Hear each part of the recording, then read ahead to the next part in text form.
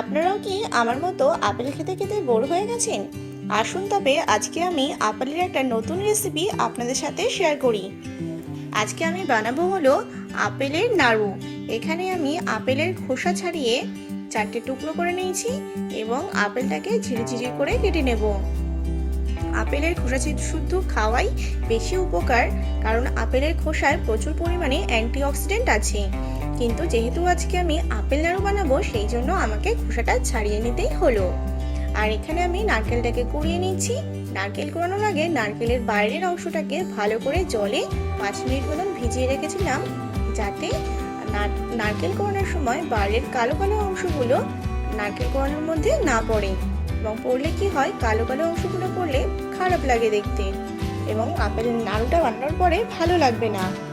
তো নারকেল কোড়ানো হয়ে গেছে, এবার আমি গ্যাসটাকে অন করে নিয়েছি কড়াই গরম করার জন্য। এখানে আমি 1 কাপ দুধ নিয়ে নিয়েছি এবং আপেল কোড়ানো নিয়ে নিয়েছি এবং দুধটাকে নারকেল কোড়ানোর সাথে ভালো করে মিক্স করে নেব এবং সাথে আপেলটাকেও দিয়ে দেব।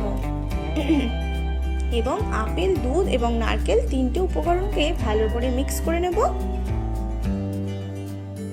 ভালো করে মিক্স করে নেওয়ার পরে এর মধ্যে আমি 3 চামচ চিনি অ্যাড করব। তোমরা তোমাদের স্বাদ মতন চিনি ইউজ করতে পারো। আমি এখানে অল্পই চিনি ইউজ করলাম।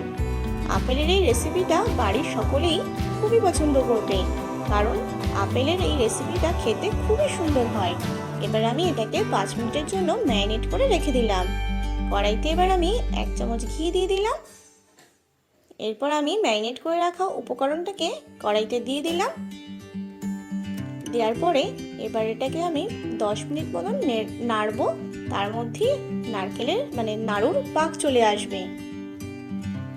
তো দেখো, নাড়তে নাড়তে খুব সুন্দর একটা গন্ধ আসছে, দারুণ লাগছে, একদম একটা পুজো পুজো ব্যাপার আসছে এর মধ্যে। যেহেতু আমরা পুজোর সময় নারকেল নাড়ু ভীষণ একটা ফেমাস এবং সুস্বাদু, তো এখানে আমি আজকে নতুন রেসিপি ট্রাই করছি, সেটা হলো আপেল নাড়ু। তো মনে হচ্ছে খুবই সুন্দর হবে। দেখো, এখানে আমি 2টো এলাচ গুঁড়ো করে এর মধ্যে দিয়ে দিলাম, তাতে করে আপেলের নাড়ুর স্বাদটাকে আরো বাড়িয়ে তুলবে। এর মধ্যেই নাড়তে নাড়তে পাক চলে এসেছে, প্রায় পাক চলে এসেছে। আর 2 মিনিট মতন নাড়লেই এর মধ্যে পাক চলে আসবে।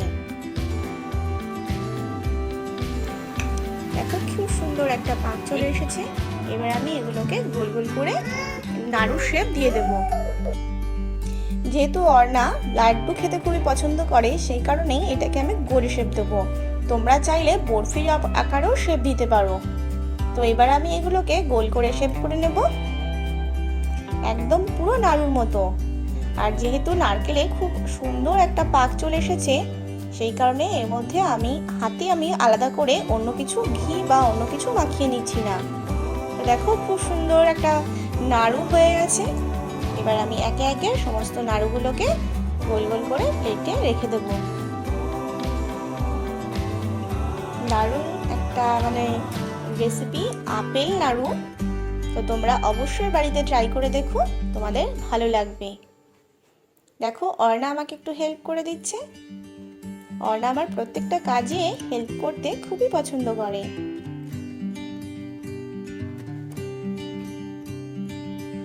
এইরকম করে আস্তে আস্তে সবকটা নাড়ু আমি বানিয়ে ফেলবো।